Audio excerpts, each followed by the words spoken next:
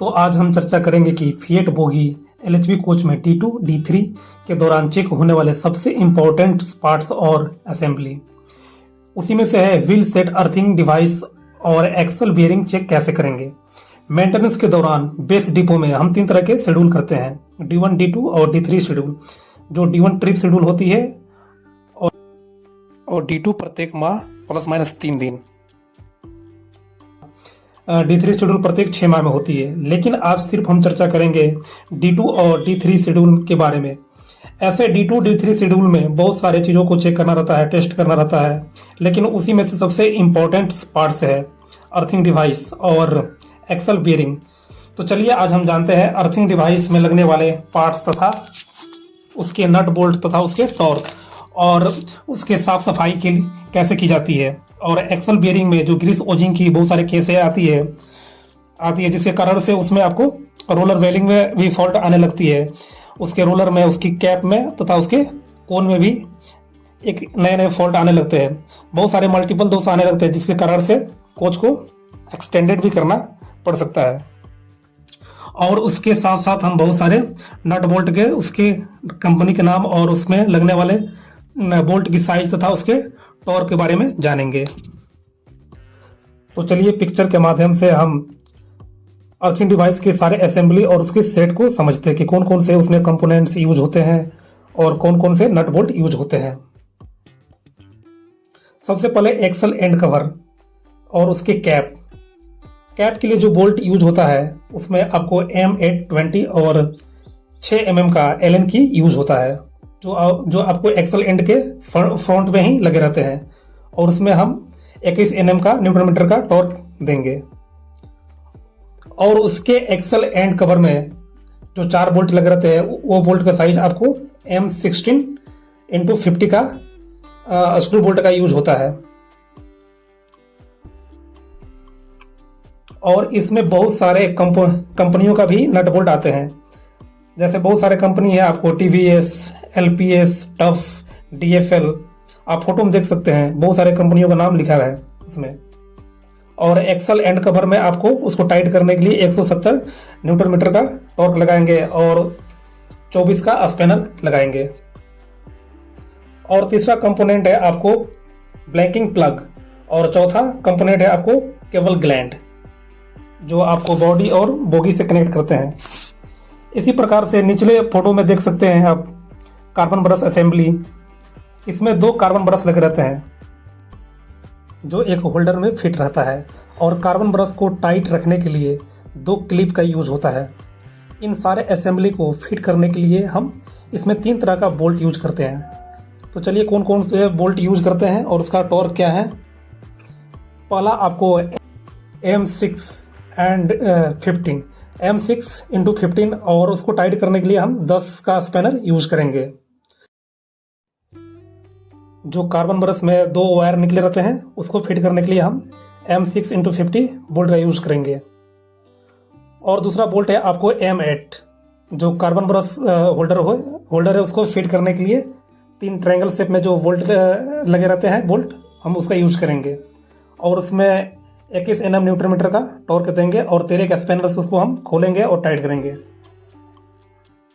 और तीसरा बोल्ट जो है आपको M10x25, जो इसमें 16 और 17 का स्पैनर लगता है, जो अर्थिंग डिवाइस केबल लगे रहते हैं, जो बॉडी और बॉगी से कनेक्ट रहता है। इसमें 2 तरह के बोल्ट यूज होते हैं। आपको स्क्रू बोल्ट में लास्ट तक थ्रेड लगा रहता है। तो चलिए इसी प्रकार से अर्थिंग डिवाइस में लगने वाले स्लिप डिस्क असेंबली तथा वेलर रिंग को भी समझते हैं। वेलर रिंग 3 स्क्रू बोल्ट से टाइट किए जाते हैं, जिसका साइज M825 तथा टॉर्क 21 Nm और 13 का स्पैनर से इसको हम खोलेंगे और टाइट करेंगे। उसी प्रकार से हम निचले तस्वीर में देखते हैं कि काले कलर का जो ग्रीस सील का लगा रहता है, जो ग्रीस को बाहर आने से रोकता है। अगर ग्रीस बाहर आने लगे तो ग्रीस ओजिंग की शिकायतें बढ़ने लगेंगी। इसमें CTRB बेयरिंग का यूज होता है। इसको सिक्योर करने के लिए इसमें एक सिक्योरिटी डिस्क लगा रहता है और ट्रायंगल शेप में एक सिक्योरिटी प्लेट भी लगाया जाता है। तो चलिए इसी प्रकार से फोनिक व्हील वाले सेट असेंबली को समझते हैं और इसके बाहरी नट बोल्ट तथा भीतरी नट बोल्ट को भी जानते हैं। Articulated control arm. ये कंट्रोल आर्म बोगी फ्रेम और प्राइमरी सस्पेंशन एक्सल से कनेक्ट किया जाता है। इसको कनेक्ट करने के लिए दो तरह की बोल्ट यूज करते हैं, M16x19 M16x17। एक बड़े बोल्ट की साइज होती है और एक छोटे, क्योंकि जो छोटे बोल्ट होते हैं उधर कंजेस्टेड होने के कारण वहाँ पे छोटे बोल्ट का यूज किया जाता है। और ये चारों बोल्ट को टाइट करने के लिए 170 Nm टॉर्क तथा 24 का स्पिनर से इसको हम खोलेंगे और लूज करेंगे, टाइट करेंगे। इसी प्रकार से एक्सल एंड कवर के 4 बोल्ट को फॉन्ट में दिखाई दे रहा है। इसका साइज M16x45 और टॉर्क 170 Nm और 24 का स्पिनर से इसको लूज और टाइट करना है। सभी बोल्ट में मार्किंग पेंट लगाना जरूरी है। और तीसरा बोल्ट है डमी प्लग, जिसका साइज M22x1.5 जो 18-19 के स्पिनर से इसको लूज करना है और टाइट करना है। इसी डमी प्लग की सहायता से स्पीड सेंसर और फोनिक व्हील के बीच के गैप को चेक करेंगे, जिसका गैप डिफरेंस 0.9 से 1.4 mm होती है। एक फीलर गेज की सहायता से इसको हम जांच करेंगे।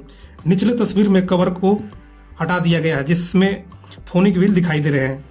फोनिक व्हील में 80 दांते होते हैं। जैसे जैसे फोनिक व्हील घूमते हैं, स्पीड सेंसर उसे डिटेक्ट करती है और इंफॉर्मेशन को जंक्शन बॉक्स, डंप वाल और प्रेशर स्विच के थ्रू WSP के एल्गोरिथम तक पहुंचाते हैं। फोनिक व्हील को सेट करने के लिए M8x35 बोल्ट और टॉर्क 30 Nm तथा 13 का स्पैनर से इसको टाइट करना है और लूज करना है। सेम उसी प्रकार से एक्सल एंड को M20x60 स्क्रू बोल्ट से इसको टाइट करेंगे तथा इसमें 200 Nm टॉर्क लगाएंगे और 30 के स्पैनर से इसको टाइट करना है और लूज करना है। इस प्रकार से फोनिक व्हील समझना बहुत ही आसान है। चलिए इसी प्रकार से कंट्रोल आर्म बोगी फ्रेम से कनेक्ट को समझते हैं। पियोट बूस में लगे पिन को समझते हैं। पिन की डाया 85 mm और कट मार्क से इसकी हाइट 52.5 mm होती है तथा फ्रेम में बने इंटरनल डाया भी 85 mm की होती है।